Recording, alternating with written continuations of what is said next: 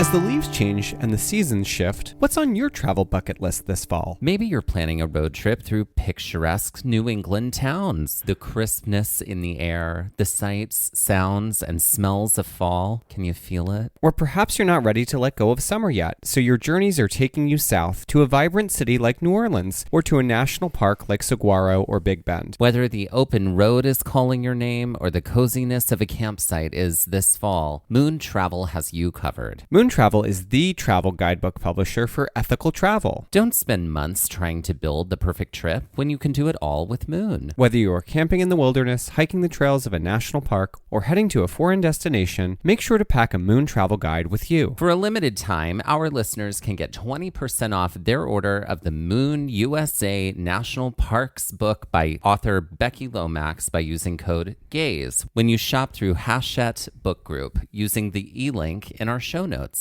That's code GAZE, G-A-Z-E, for 20% off your copy of Moon USA National Parks. Head to our show notes to check it out and see Moon's entire collection of national parks guides. For more information and to purchase additional Moon travel guides, be sure to visit moon.com. Hello, and welcome to Trail Mix by Gaze at the National Parks, the podcast. I'm Dusty. And I'm Mike. If you're joining us for the first time, Trail Mix is the short format episodes of our show. While our long format episodes explore one hiking trail in one national park, one park at a time, Trail Mix allows us to dive deeper into things we didn't get to cover in our long format episodes, including interviews, history, science, and environmental justice. That's right. And this Trail Mix episode is all about the Rio Grande, or as it is known in Mexico, the Rio Bravo. So we did an episode 2 seasons ago, last season, about the importance of rivers. It was last season. It was engaging with rivers. That's right. It was an interview with Heather Fennick from the Lower Raritan Watershed Partnership. Mm-hmm. I feel like along with that, we talked a lot about New River Gorge last season, because that was one of our parks, and how, watersheds and rivers are specifically very important in understanding the health of the environment that they're in, and how being a good steward for your watershed, for your river, involves a lot of different things. And a watershed is an area of land that flows into a river in a specific area. Mm-hmm. So they love to describe it sort of like the drainage hole at the bottom of a bathtub. Sure. And like all the water will eventually get there. Right. And so the land in any given area is all, feeding into that river. All of that land is considered a watershed. Right. So when we were in Big Bend National Park, we were very much so in the Rio Grande watershed. And that's exactly where the both of us experienced that river for the first time. Had you experienced the Rio Grande prior to that? Yeah, only because I had been to Mexico a couple of times. Okay. On a mission trip in high school. He says with hesitation. So, yeah. Yes. Mm-hmm. Yep. I say that because there was a lot of non-religious events that were part of that trip, or I did that trip multiple times, and that was great. And then there were definitely the religious-y parts. The religious-y tilts of that trip as well. And that's the part that feels a little bit like, yeah. Can't we just go help people? Yeah. Without proselytizing. Exactly. Yeah. Without proselytizing. Thank you. So there it is. Yeah. So how did you experience the Rio Grande on those trips? Well, we mainly just crossed over it because we were driving from Mississippi in a bus to the border, over the border and into Mexico. Okay. But that was when I saw the Rio Grande for the first time. Mm-hmm. So, and I saw it in a couple of different spots, but this was the first time I'd ever actually been close to it. Somewhat waded into it too.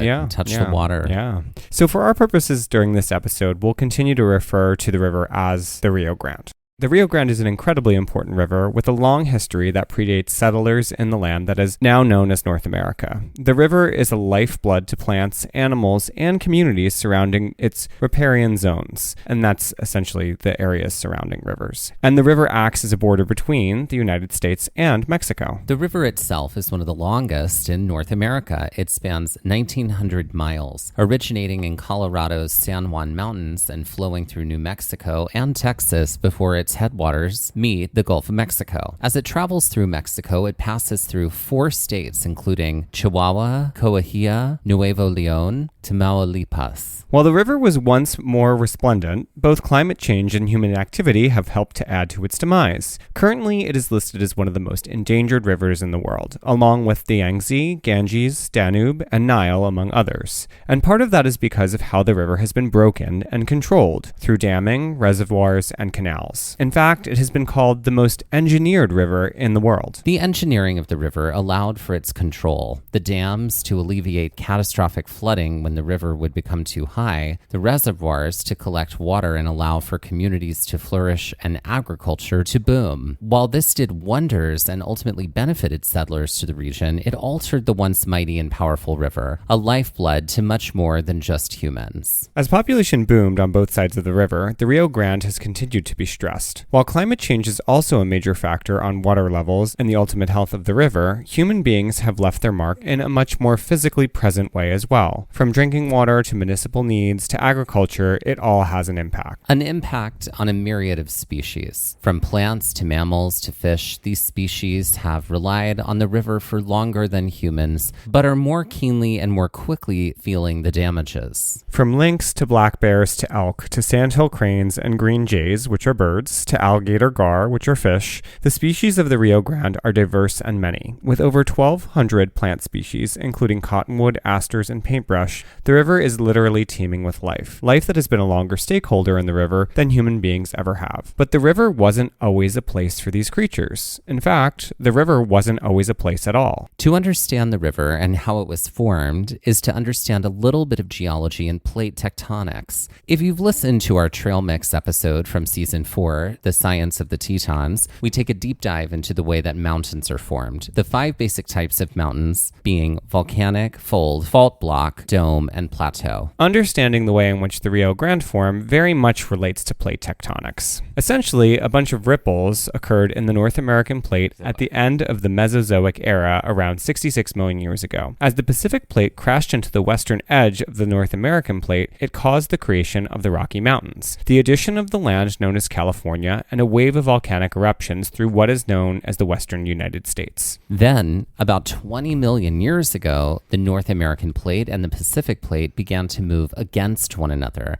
but rather than crashing into each other, creating more ripples, i.e. mountains, the Pacific plate began to move north, which it is still doing to this day. This began to have a rather distressing effect on the southwest region of what is now North America, as this literally began to tear the region apart, creating parallel valleys and mountains throughout the region. Through all of this change, over millions of years, the Colorado Plateau, which centers on what is now the Four Corners region of the U.S., largely remained unchanged. In fact, as the Pacific plate began to rub against the North American plate and began to tear the region apart, the Colorado Plateau barely blinked. But the area around the plateau changed dramatically, including the area to the east. This became the Rio Grande Rift. Now, as we've talked about so many times on the show, erosion has basically sponsored most of the national parks and their landscapes.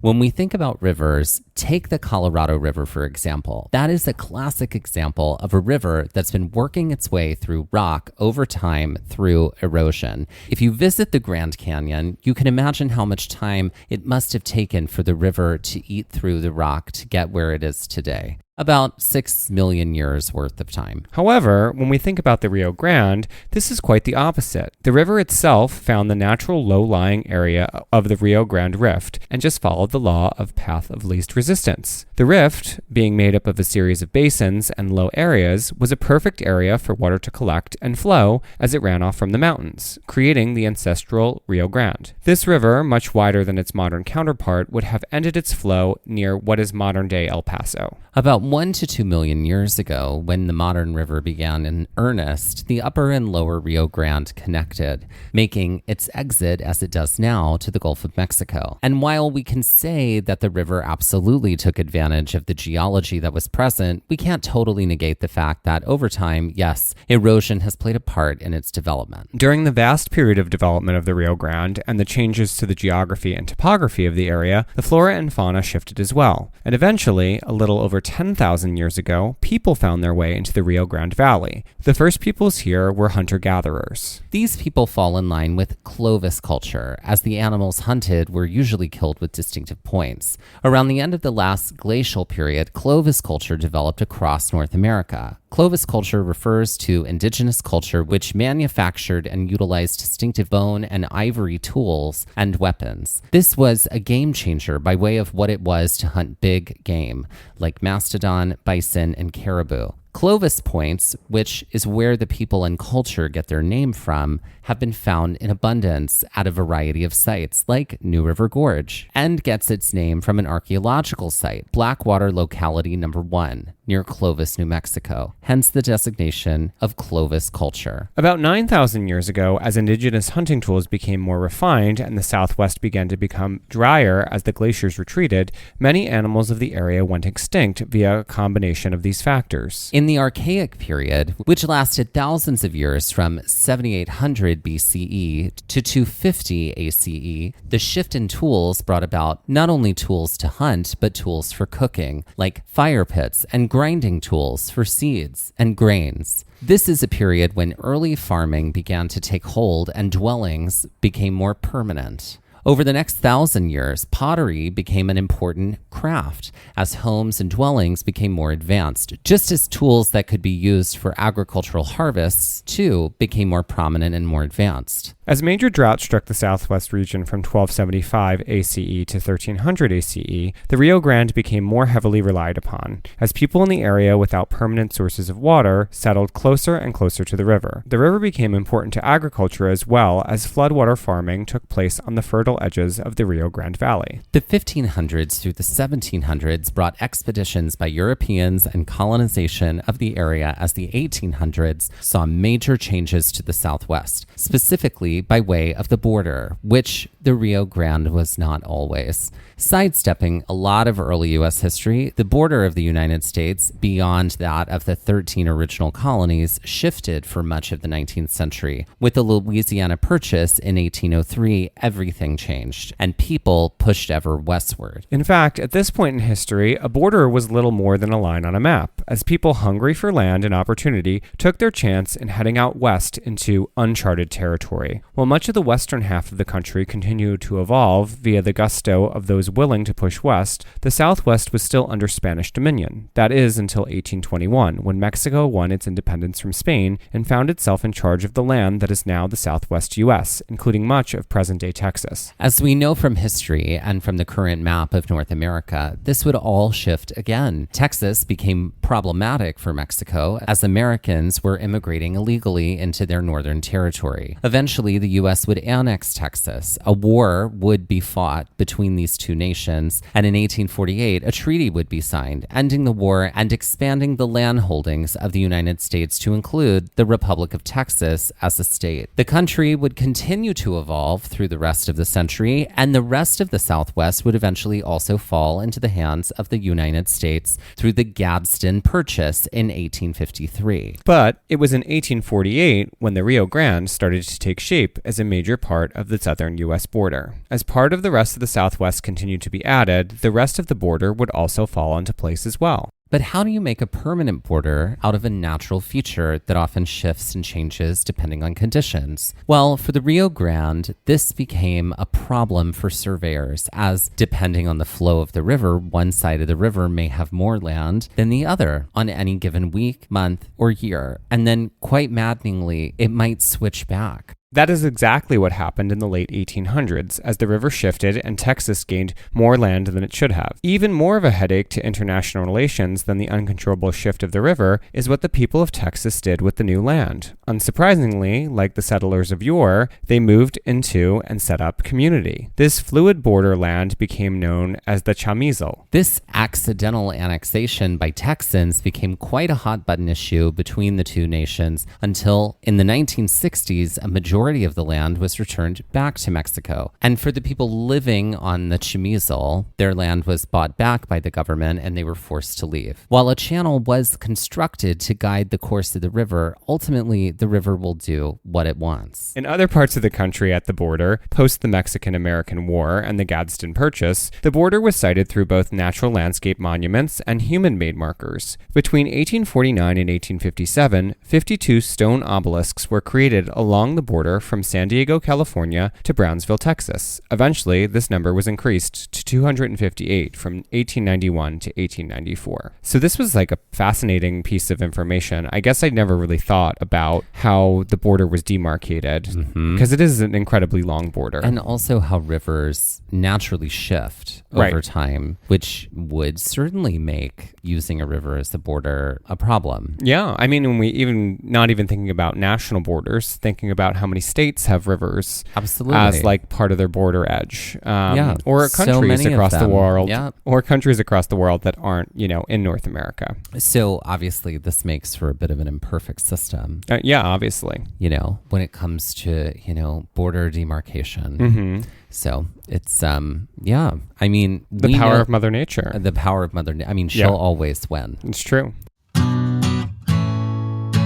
It's hard to talk about the Rio Grande without speaking about border control. The contiguous United States, bordered by two oceans, and Canada and Mexico, has a robust issue with illegal crossing into the country. While the border of Canada and the United States is 5,250 miles and has about 100 legal points of land entry along the divide, the border of Mexico and the United States is considerably shorter at 1,954 miles and has about 48 legal points of land entry. The, quote, crisis at the border, end quote, has long been a talking point among politicians and leaders, especially those of southern states that share the border with Mexico, especially in areas where border walls have been requested, built, or partially built. While we aren't denying that illegal immigration is a problem, it's the inhumane systems put into place to curb and punish those that are morally repugnant and that give us pause. Being that a large majority of the southern border is fluid, the Rio Grande is an optimal spot for many to cross. In fact, two of the largest areas of crossing the Rio Grande are the Rio Grande Valley and Del Rio, both in Texas. Another highly popular place for crossing is into Yuma County, Arizona.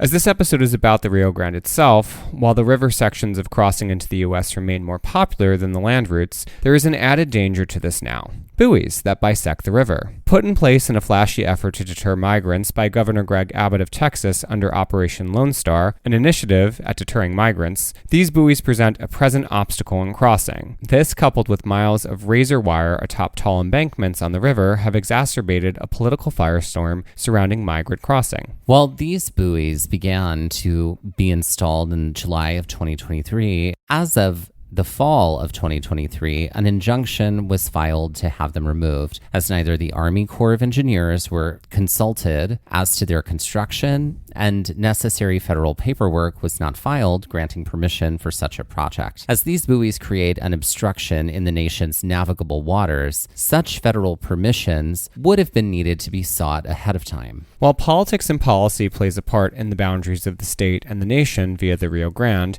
they also play into how the river is managed, what it is used for, and how it is conserved. An organization that does a little bit of both is the IBWC, or the International Boundary and Water Commission. The primary goal of this organization, which dates to 1889, is to apply the boundary and water treaties between the United States and Mexico. This relates to boundary lines, sanitation, water quality, and flood control on the Rio Grande. With a commissioner in each country appointed by each respective president, the work of the IBWC includes, quote, distribution between the two countries of the waters of the Rio Grande and the Colorado River, regulation and conservation of the waters of the Rio Grande for their use by the two countries by joint construction, operation, and maintenance of international storage dams and reservoirs and plants of generating hydroelectric energy at the dams, regulation of the Colorado waters allocated to Mexico, protection of the lands along the river from floods by levee and floodway projects, solution of border sanitation and other border water quality problems, preservation of the Rio Grande and the Colorado River as the international boundary,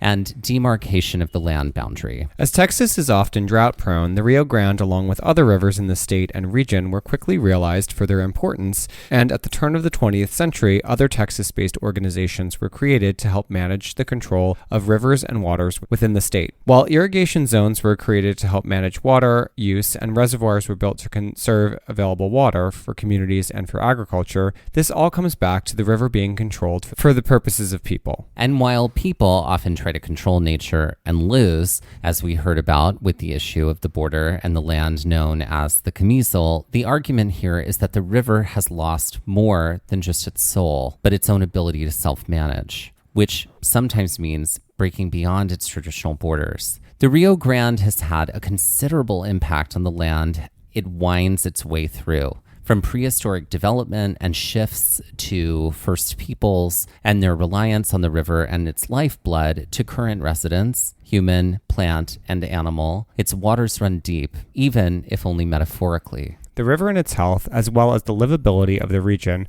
are all tied together now, wrapped up in a ball of climate change, politics, and allowing nature to run its course. The sources for today's episode include AmericanRivers.org, the article Getting to Know the Rio Grande More Than the Sum of Its Pieces by Carrie Halliday on Texas Water Resources Institute, Geologic History of the Rio Grande Rift by Jane Aubel, the article How the Rio Grande Came to Be by Chantal Koff-Schulz on Texas Water Resources Institute, the article A Moving Border and the History of a Difficult Boundary by Ryan Dungan on USA Today, the article Texas Ordered to Remove Buoys Meant to Block Migrants from Rio Grande River from The Guardian, and the article 50 Years Ago, A Fluid Border Made the U.S. 1 square mile smaller from NPR. And now let's end this trail mix with a game. All right, Mike, are you ready for today's game? I am. It's called Rio Granagram. So I've taken Great. Rio Grande, found some other anagrammed words from these letters. Great. And you have to guess what they are. Great. There's 5. Great. Did I mention it was great? It doesn't always use all the letters. Okay, great. Great. For 100. It's great. This is what you might be doing at a lunch counter, or over an intercom from your car, or if you're a drill sergeant. What is ordering? That is correct. Okay, great. For 200, it is great. For 200, the act that wind and water does to rock as it passes or flows over it in the present tense. What is to erode? In the present tense, that was the perfect participle? infinitive, right? To erode? Yeah, that was the infinitive. You said to erode. So erode. Mm-hmm. And then the present participle. Eroding? Erosion's a noun. There we go. Okay. Eroding. Okay. There we go. For 300. This is also a parts of speech game. Apparently. And Great. It's great. For 300, this is the Latin word for queen, or the queen bee of the plastics who is now getting cheese fries. What is Regina? That is correct. Mm-hmm. For 400, this word is a mournful song or lament from the dead, sung often at funerals or by Mike before he goes to sleep. Mournful song or lament. Of the dead. Of the dead. What is Oh Danny Boy?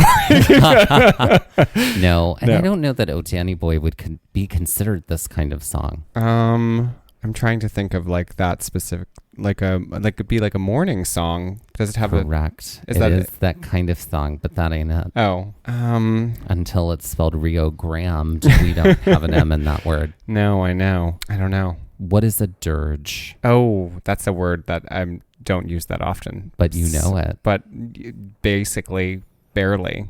But you know it. Oh, Danny Boy. That's it. Mm-hmm. Okay, and finally for 500. You're a dirge. As some pumpkins ripe, their bright color gets more and more saturated. So one might describe them after ripening as becoming this. Orange. Ish, yeah. Orange-ish. We're going for what is orangier. Orangier. Can you believe that word exists? Get out of here. That's it. But Orangier. You know what? It's great. It's great.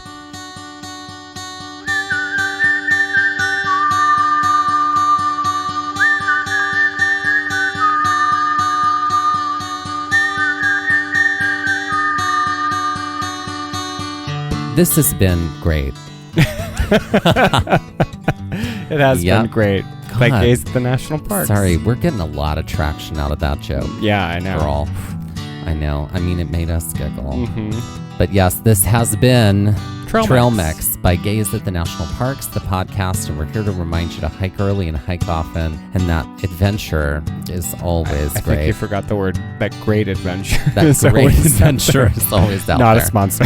No. Gays at the National Parks was created and is hosted by us, Dustin Ballard. and Michael Ryan. To see images from this episode, follow our Instagram at Gays at the National Parks. To contact us, email us at gaysatthenationalparks@gmail.com. And to find out more about the parks visited on this show, visit our website, gaysatthenationalparks.com. That's gays, G-A-Z-E.